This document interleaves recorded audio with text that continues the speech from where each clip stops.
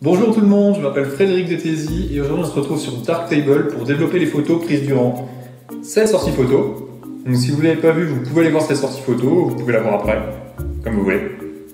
Donc on va rentrer tout de suite dans le vif du sujet. C'est parti!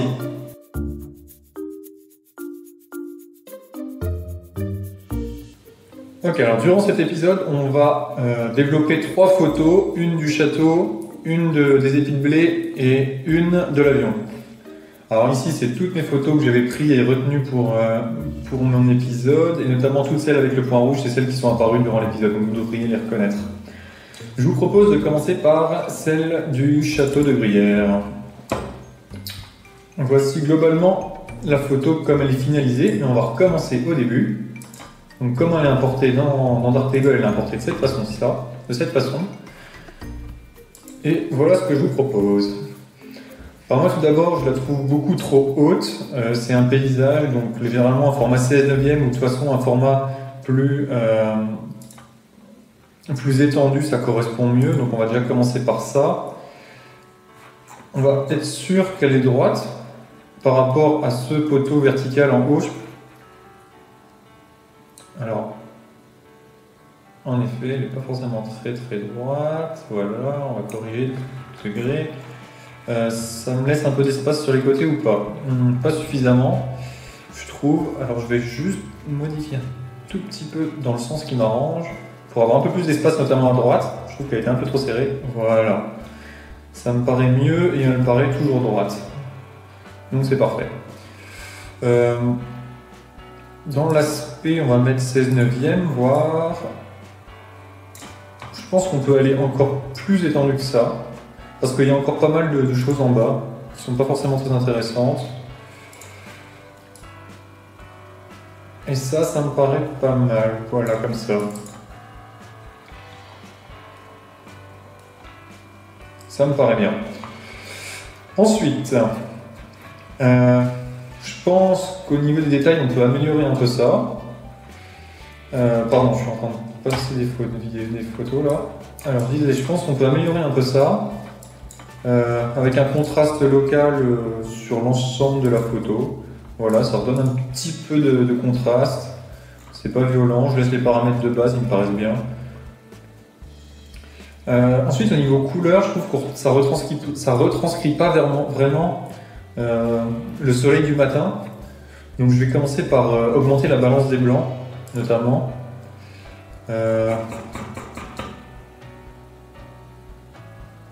C'est pas mal, c'est déjà mieux. On va s'arrêter là pour pas en faire trop et pour rajouter un peu de couleur sans augmenter pour autant la balance des blancs, on va plutôt mettre du Velvia.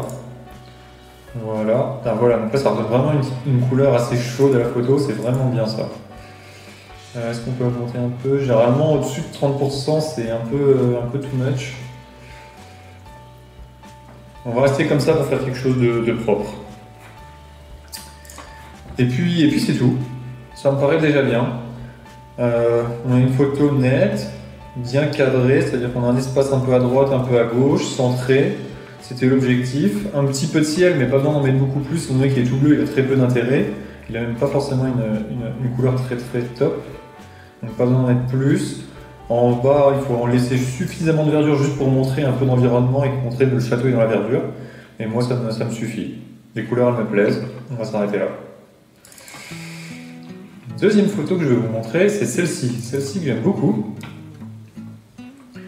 Donc voilà, ça c'est comme je l'avais développé à l'origine.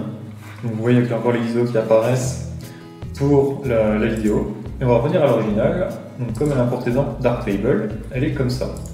Donc oui, forcément, quand on arrive avec ça, on apparaît un peu terne. Elle reste très bien cadrée d'origine, je trouve. C'est-à-dire qu'on n'a pas d'épis de blé qui sont coupés. Celui-là, il finit bien dans le cadre là où je veux. Derrière, il y a suffisamment d'espace vert, de bokeh vert, c'est parfait. Donc je n'ai pas touché au cadrage, que je trouve vraiment très bon dès le début. En revanche, il va falloir modifier l'exposition. Parce que là, ça me paraît un peu faiblard quand même, tout ça. On voit dans l'histogramme que c'est plutôt à gauche. On va essayer de le recentrer un peu, sans venir cramer l'épi du milieu. Voilà. Voilà, je pense que ça suffit. Voilà, plus 0,5 quand même. Donc j'aurais pu peut-être faire à peine mieux pendant les paramètres, mais voilà, ça se récupère assez facilement en RAW. Ensuite, je vais faire comme l'autre, je vais augmenter un peu la balance des blancs et le Velvia pour redonner un peu de peps et cette couleur un peu matinale à la photo, qui apparaît pas forcément à ce type-là. Alors là, c'est peut-être un peu trop. Je préfère faire un mélange de température et de Velvia, je trouve que ça rend mieux que de la température. Voilà, je trouve que ça donne des bonnes couleurs dans les épis, dans le vert il est beau aussi, là j'aime bien. Et enfin, mon sujet principal c'est cet épi-là évidemment. C'est le seul qui est net et il est vraiment bien net. Mais j'aime bien augmenter un petit peu le contraste local sur les éléments qui sont le sujet de ma photo. Donc là on va essayer le contraste local, mais on va pas l'utiliser sur l'ensemble de la photo, on va l'utiliser juste ici. Donc on va dessiner un masque à la main. Alors ça n'a pas besoin d'être très précis, hein. Voilà, je veux juste que ça vienne, hop, prendre toutes mes parties, hop.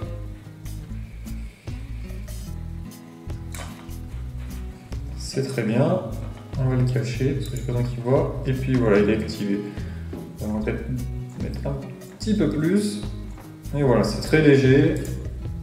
Ça donne juste un tout petit peu de contraste dans l'épi qui est le sujet. Moi, ça me paraît très bien. C'est très léger, hein, ça se voit pas beaucoup, mais c'est bien. Et puis une dernière chose, peut-être, non, c'est pas vraiment le cas là, mais comme c'est assez exposé, on pourrait mettre juste activer l'aberration chromatique, juste au cas où.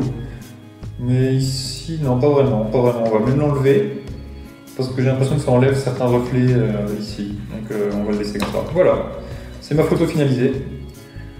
J'aime beaucoup cette photo en fait. Elle est toute simple. Clairement, je vais la garder. Ça pourrait faire un beau fond d'écran par exemple. Ah, mais ça serait plus en 16 neuvième. Ça serait pas en 16 neuvième, donc non, ça marcherait pas. Peut-être pour imprimer alors. Et une dernière photo que j'ai envie de vous montrer, c'est l'avion en noir et blanc, qui change un peu donc, du coup des autres photos. Voilà comme je vous l'ai montré dans la vidéo. Je vous propose de le refaire. Alors, hop, à l'origine. Donc celui-là, j'ai vraiment hésité comment la développer. J'ai vraiment tâtonné beaucoup. D'ailleurs, je tâtonne sur beaucoup de mes photos, hein, évidemment. Là, je vous montre rapidement comment je fais comment j'ai atteint mon image finale que je vous ai montré. Mais il y a beaucoup de tâtonnements hein, dans mon développement photo. Mais celle-ci, j'ai vraiment eu du mal. Je ne savais pas forcément si je voulais la garder en couleur ou pas. Mais voilà, je vais vous montrer les paramètres que j'ai finalement retenus à la fin. Donc tout d'abord, j'ai recadré légèrement. Je voulais que mon aile commence vraiment dans le coin en fait. Donc, alors là, je vais me remettre en libre. Hop. En cadrage libre. Moi, je voulais juste que mon aile, elle arrive dans le coin en fait, pour faire une ligne un peu directrice. Et puis parce qu'il n'y avait pas vraiment besoin du ciel au-dessus, qui ne servait pas à grand chose. Voilà. Ensuite, je vais tout simplement passer en monochrome. Alors je sais que normalement on peut jouer un peu avec ce cercle, mais généralement je le mets en assez grand pour avoir le plus de luminosité possible, ou quasiment au plus grand, pour avoir la photo la plus claire possible, et après je vais sur les contrastes. Alors en temps normal, je vais utiliser le contraste, luminosité, saturation. Mais dans ce cas-ci, j'ai utilisé que le contraste local en fait, et j'ai pas mal poussé les paramètres en fait. Donc je sais plus exactement quels paramètres j'ai utilisé. Et j'avais pas mal boosté en fait. Donc les détails, il faut pas trop pousser parce que notamment vous voyez ça prend trop d'importance dans l'herbe en bas. Donc c'est pas top. Et puis les arbres ils ont une tête un peu bizarre derrière. Donc il faut laisser une température à un niveau cohérent. Et alors le contraste, c'est surtout là où ça va jouer, là surtout sur une photo en noir et blanc. Parce que trop de contraste, ça va pas le faire, mais pas assez, ça va faire vraiment terne en fait. Donc il faut vraiment chercher en fait un paramètre qui vous plaît.